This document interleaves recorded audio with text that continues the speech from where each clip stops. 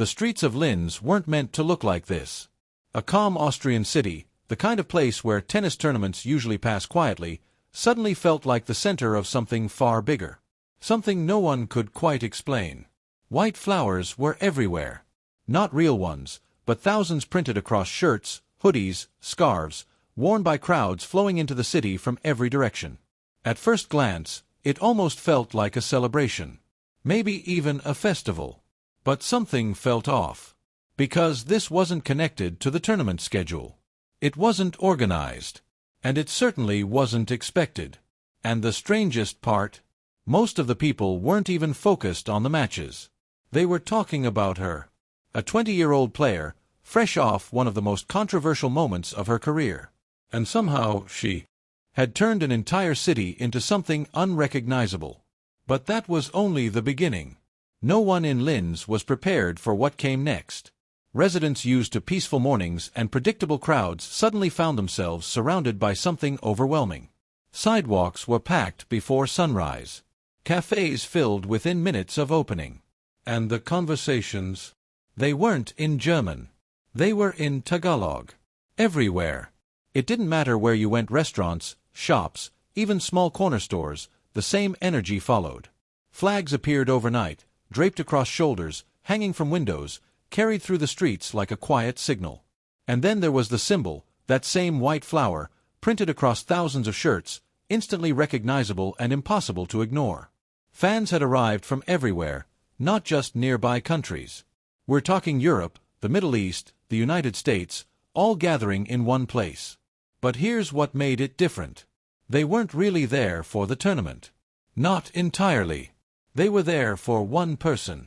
And what was supposed to be just another WTA 500 event was quietly turning into something the sport had never witnessed before. But while all of this unfolded in the streets, something even bigger was happening behind the scenes. And that's when everything started to spiral. Within hours of the tournament opening, the system couldn't keep up. The official merchandise store didn't just get busy. It broke down. Day 1. Finished. Shelves emptied so quickly it caught everyone off guard. Staff tried to manage it, but it was impossible. Lines stretched around the block, wrapping corners and spilling into nearby streets. Fans waited for hours, hoping. Some just wanted anything with her name on it. Others were searching for one specific item, the ELA jersey. But by the time most reached the front, it was already sold out. And that's when things escalated. Because online, it wasn't just busy.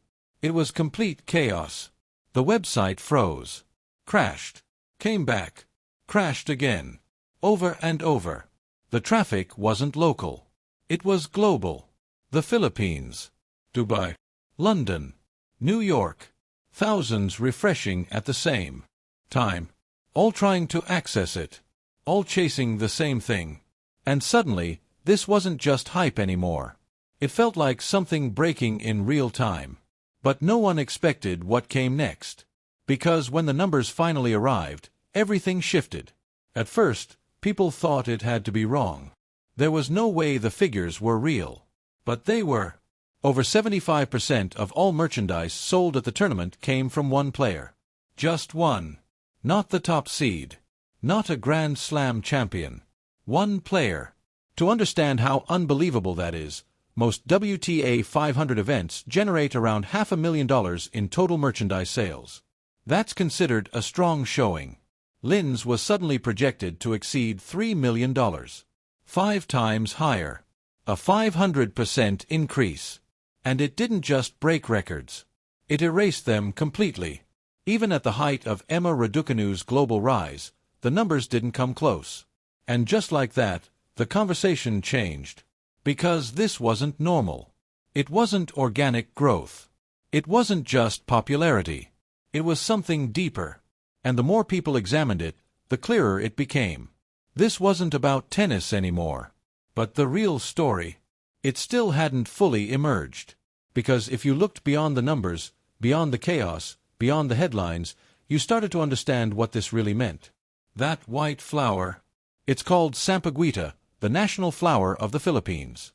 But calling it just a flower doesn't capture its meaning.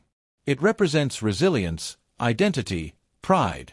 And for millions of Filipinos living far from home, it carries something emotional, something deeply personal. Because when you're in another country, surrounded by people who don't share your language, your culture, your background, you search for something familiar, something that reminds you where you came from. And in this case, that jersey became that connection. It wasn't just something you wear to support a player. It was something you wear to find your community, to signal that you belong, that you're not alone. That's why fans didn't take it off after matches. They wore it. Everywhere. Airports, hotels, restaurants, even while walking through the streets. It became part of their identity. And that's why this moment felt different from anything tennis had experienced before. Because this wasn't just fandom, this was identity. But what makes it even more remarkable is how close this all came to never happening. Just weeks earlier, everything looked completely different. There was no takeover, no movement, no record-breaking demand. There was doubt. A tough loss at the Miami Open. A controversial exit that sparked debate. Questions started to rise. Was she overhyped? Was the momentum fading? Then came the rankings, dropping from 29 to 45. And suddenly, the narrative shifted.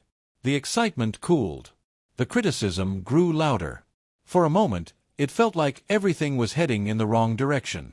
But then, she made a decision no one expected, and it changed everything. Instead of signing with a major brand, she stepped away from the system entirely. No Nike. No Adidas. No waiting for approval. No following traditional paths. She built her own. The AYE brand. From the ground up. Full control. At the time, it seemed like a mistake. A huge risk. A player without a Grand Slam title launching her own brand right after a controversial loss? It didn't add up. People questioned it. Criticized it. Some even dismissed it completely. But now, that same decision is being called revolutionary. Because every jersey sold, every product that sells out within minutes, every surge in demand, goes directly to her. No middlemen. No revenue splits. No restrictions. But here's where it becomes even bigger. Because the money isn't the final story. It's what that money is doing that changes everything. This isn't just about building a brand. It's about creating something that didn't exist before. Courts. Training opportunities. Access for young players in the Philippines who never had it. What started as a personal gamble is now turning into a system, a model, and the rest of the tennis world is starting to notice. Because for decades, power in tennis has belonged to major brands. They decide who gets visibility, who gets promoted, who becomes a star. But now, that control is shifting. Because one player just proved something different. You don't have to wait to be chosen. You can create your own path.